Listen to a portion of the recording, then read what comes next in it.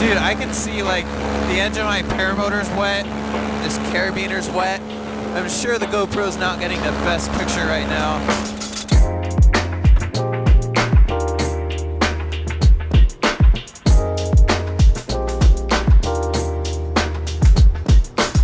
So originally, this video was supposed to be a high-flying paramotor adventure. Jeff and I decided to do the 12-hour paramotor challenge. Our goal was to fly for 12 hours straight, only landing to refuel. So we gathered like 14 gallons of gas each, headed down to the park in the morning, and set out for our adventure. The weather forecast looked good. They were calling for a low ceiling, overcast layer, but they kind of left out the part about the mist and eventually the light rain that we encountered. So let's take a look at how the flight went, and then we'll come back here to talk about the actual safety aspects of flying in the rain and why you shouldn't do it.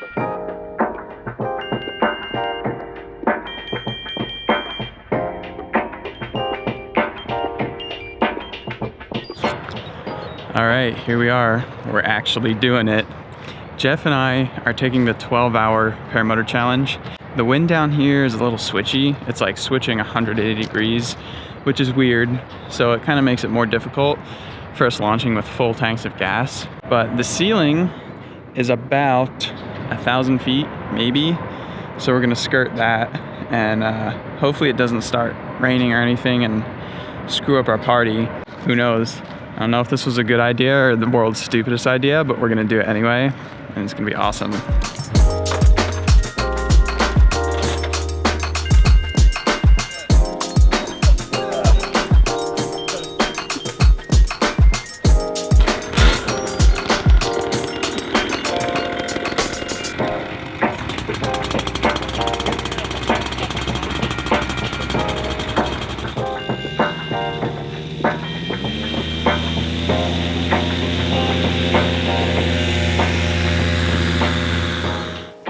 Here goes nothing.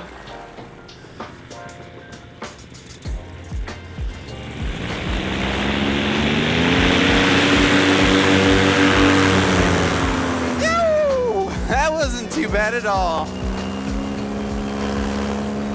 Heavily loaded, lots of gas.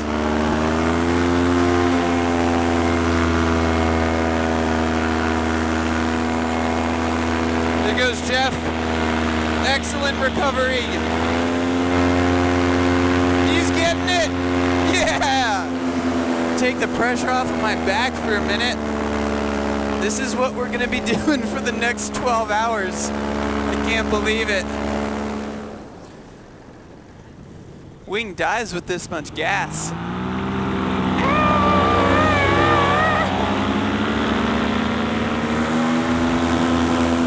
So the forecast for today is overcast pretty much the whole day, which in a way makes this challenge easier. They have it, right now it's probably overcast at like 500 or 600 feet. Throughout the day it lifts a little bit and the wind speed comes up to like 6. And right here at this altitude, I've got a little bit of mist. That's the other thing they had in the forecast was potential for mist. We're like kind of in it, like over there is probably misting right now. So I'm gonna sign off for a little while. We'll fly for a while and I'll power the GoPro back on if anything exciting happens. Peace. All right, well that short commercial break didn't last long. Just to show you guys, it's 7:16 right now. We've just been up cruising around and my hot air balloon friends just launched. So I figured that's interesting, right? Let's go fly around them. Oh yeah, it's bumpy over here. We're definitely in that mist.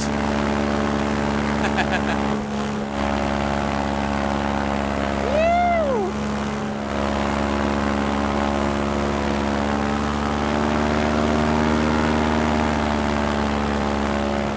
I'm surprised at how thrashy this air is for a completely overcast day. Something's definitely going on, and it's not the prettiest thing in the world. Alright, signing off again. Till the next update. Alright, time for an update. It is 7:53. We're just about an hour in, and it's been misty this whole time. I don't know Hopefully the GoPro doesn't have water or smudges all over it. Jeff and I are in the valley just north of the valley that we took off in, and look behind me.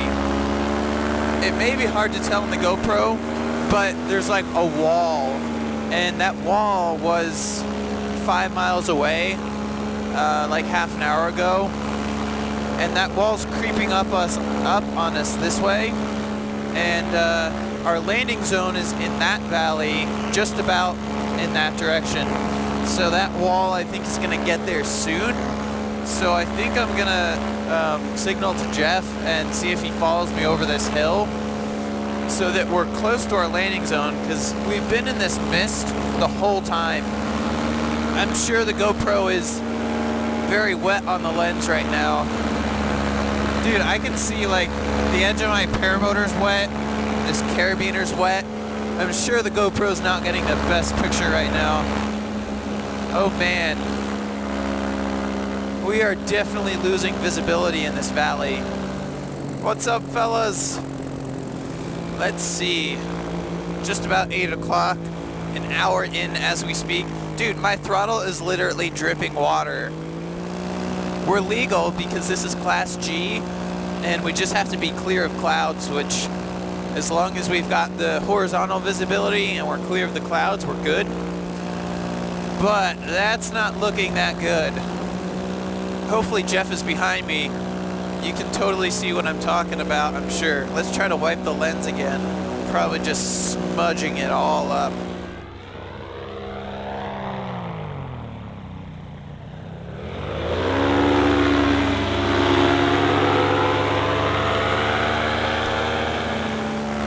Alright, I'm going to sign off for now. I'm going to use my Cena Bluetooth to call Jeff and just get on the same page about things, because like I said, we could try to chase the good weather, but if it gets any worse than this, I don't know.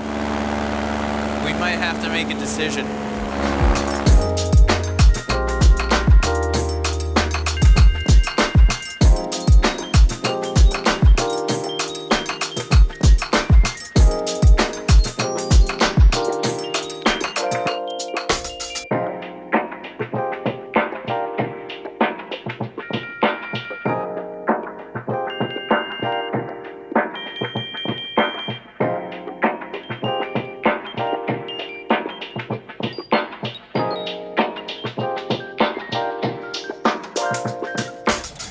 We tried. I feel like that was a good mission to abort. Yeah.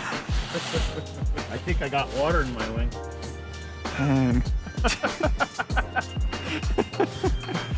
Not the best day.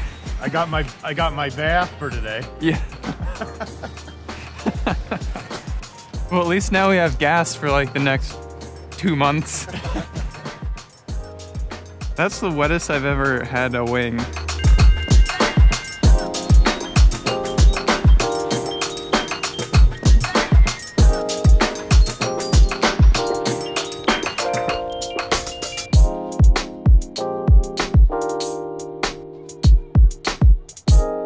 All right, so in the end, Jeff and I decided to land. As I wrote on the screen, I actually flew next to Jeff and saw the rainwater accumulating on his wing.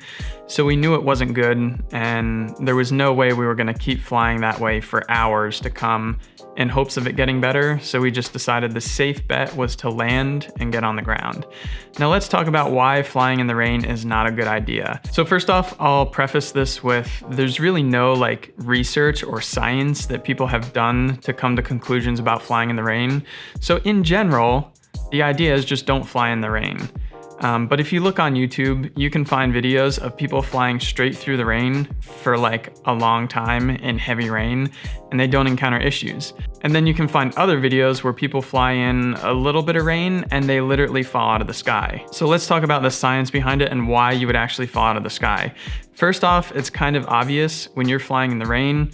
Our wings are made of fabric, and eventually that fabric can start to soak in the water. It makes the wing heavier. The rainwater can actually accumulate on the surface, which makes it heavier, and it can get up in the cells and get captured inside the wing, all making the wing heavier, which is not good. The other aspect of this is really interesting, and I hadn't really thought about it much until I researched it after the fact, and that is flow separation, aka aerodynamics. So I read an article from Cross Country Magazine, and the idea is that with more modern wings, the fabric is less porous and more resistant to water, like a rain jacket. So what'll happen is the rain droplets land on the leading edge and they just kind of stick.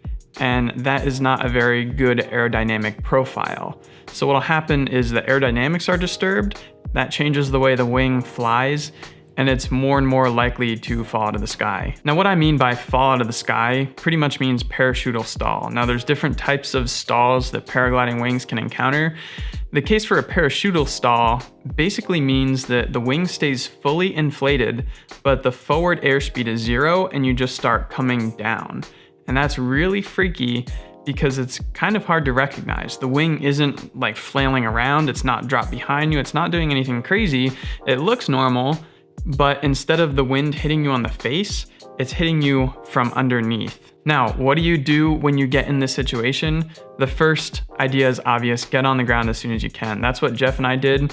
We were comfortable flying in a little bit of a mist, but when it got to the point of light rain, we said this is not good. Now, in general, rain affects different wings differently. What I've heard is that beginner wings are less affected and higher performance wings are more affected by rain. So in any case, if you find your wing getting wet, the idea is to go faster, letting the trims out or using speed bar to accelerate the wing so that you're farther away from that parachutal stall. Also, be very, very light on the brakes. Don't climb abruptly, don't yank a lot of brake. And if you have to descend, the method is to do a nice consistent 360 spiral. Nothing crazy, but just a nice steady spiral to lose altitude. Additionally, they say that if you get in the parachutal stall, the way to get out is put your hands up and leave them up. Don't have the temptation to pull if anything weird happens. Just let your hands up, and then you can either accelerate the glider using speed bar or trims, or you can tweak the A's. That's another method of getting the wing accelerated again, just putting a little pressure on the A's. In my personal experience, I've never encountered any weird feelings in the wing or parachutal stall due to a wet wing. Even in our situation, the wing responded normally. It didn't do anything weird, it didn't fly differently, but I knew I could get into trouble if we continued on, and it just was not a good situation to be in the air. Hope you guys enjoyed this one. Hit that like button if you did. Check out our merch on the merch store and the website for FAQs. I'll see you guys in the next one. Peace.